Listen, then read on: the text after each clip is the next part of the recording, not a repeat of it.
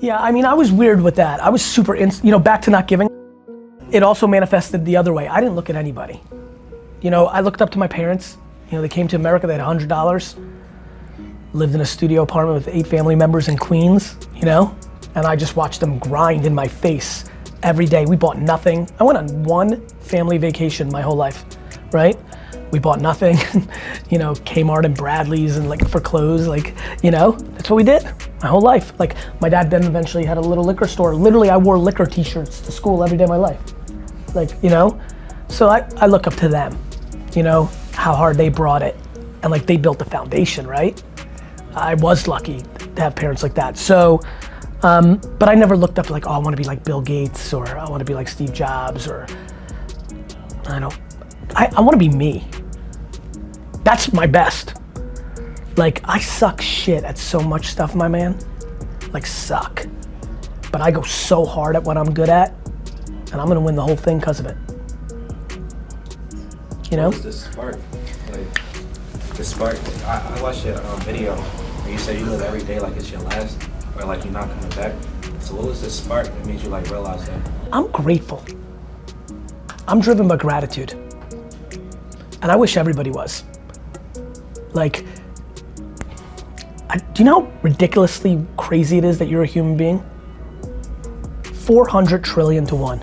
You're more likely to win the lotto 9 times in your life than actually having a life. I honestly, to be very black and white on this, I don't know how we can't be thankful. You could have been a tree. I just look at everything positive. I get a phone call right now, my mom died, I'd be dead, dead. I would, right? But then very quickly, I'd be I'm so grateful that I had her and all this time we had. You know what I mean? I don't have it, I'm optimistic. I'm grateful. And I try to impose that on people who have it more than me and who have less than me, because it's the same game. It's just, you're gonna choose how to look at life. And I think it's chemicals that make you say, fuck, my dad left me when I was 4, I'm in a bad neighborhood, my brother got killed.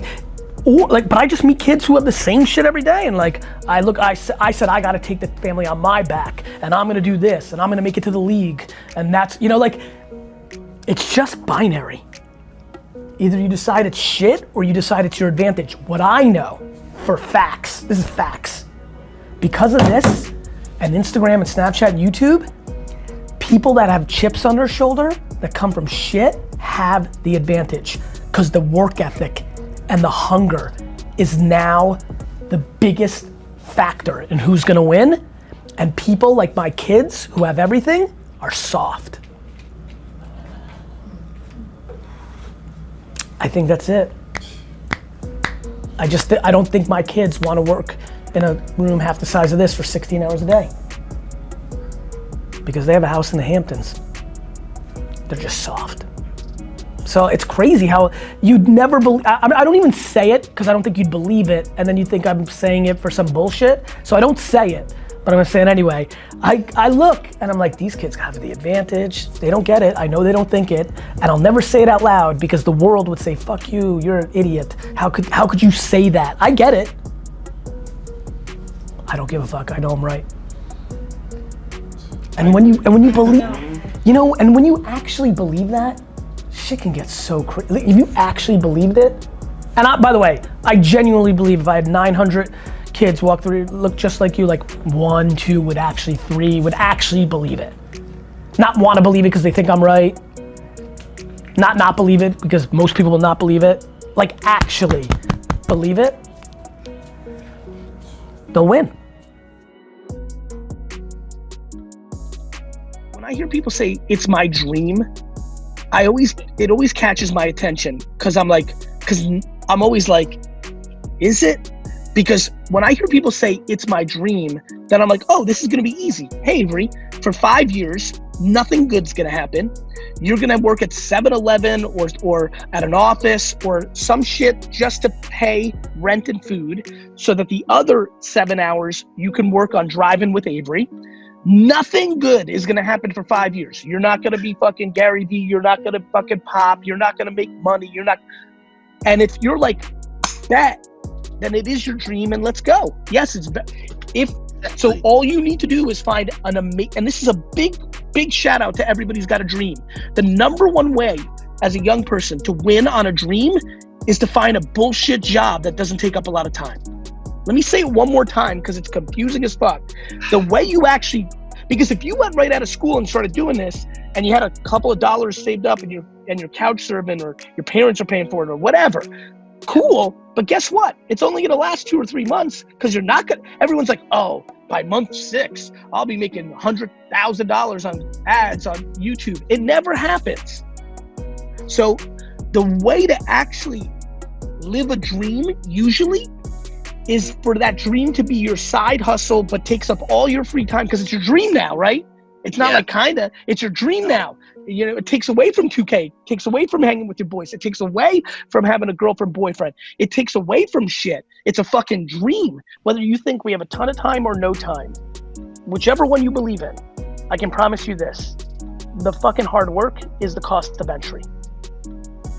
You either have such extreme God-given talent that the first thing you write pops off on some Matt Damon, and Ben Affleck shit, right? Or you're like the 99% and you put in the fucking 2 decades and then your moment comes. Take it from a 44-year-old who's twice your age. If I told you right now, you have to put in 22 years of grinding, but at 44 you hit, you would fucking rip your arm off for that opportunity. Yet when you're 22, that sounds like the worst. I don't feel any sympathy or sadness for anybody who cries about it's hard to build an audience, because I want to remind everybody who's watching, when you say that you want to build a big audience, what you're really saying is that you want to live a 1% life. Perfect. I want to live a life where I get to do whatever I want and make enough money to be happy. That's extremely hard. Very few people achieve that in their lives. So I think the audacity to want to be an influencer or a content producer who makes a living off of that, I think people need to be reminded it's not so easy. It's not supposed to be easy. What is the best advice you can give to someone who wants to start a small business but they're still working full time? To do it after your hours. It was called Crush It. I wrote it in 08, it came out in 09, 7 p.m. to 2 in the morning. This is all the same things. Are you guys willing to put in the work and pay? Guys, are you willing to pay the price for what you want? I want to have a business so I can make lots of money and go on vacation and have lots of things. You want a 1% life, but you're not willing to put in a 1% work ethic. Work your job, come home, and do I have to go through it again? Like, do I have to make fun of Game of Thrones and the Golden State Warriors one more time? I'm more than happy to. You've got to give up all the leisure stuff and you've got to work from 7 to 2 in the morning, start a business, sell shit on eBay. I've put that out there, everybody can do that. Become the wedding photographer of America like I became the wine guy. Not everybody can do that. But you've got to make the mental switch. In the same way that 2 years ago I said, I'm going to make there was no tactic to get into better shape like this. Get in here, Ben. Get in here. The timing was unbelievable. I was just talking about like my health switch. Ironically, you started around the time that I was starting to like smoke around it.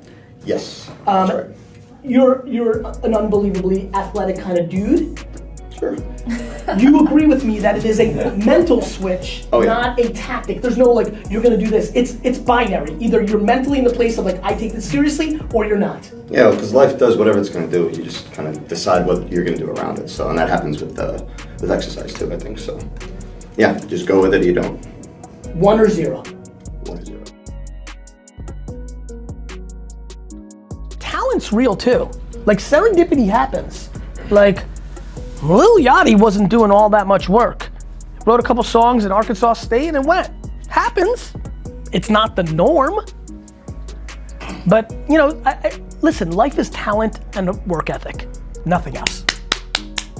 You can work 19 hours a day on beats. If you're not good enough, nothing good's gonna happen. That's just real. Which is why it's important to try and taste shit, because you might be the greatest fucking cook of all time. You might. It's crazy, it's really fucking fucks with me. And it like I'm trying to figure it out myself. I don't have I'm not Yoda, you know, like I'm just trying to figure it out too, but like, it's there, man. And the internet makes it crazy. Like, you probably wouldn't watch 700 videos of cooking, you know, back in the day, because whatever played on cable, right? But now you could, right? Like, video games, I'm trying to think back to my days at there were some kids there that could literally become professional video game players. That's now real. People getting paid millions to play video games. There's so much opportunity because of the internet.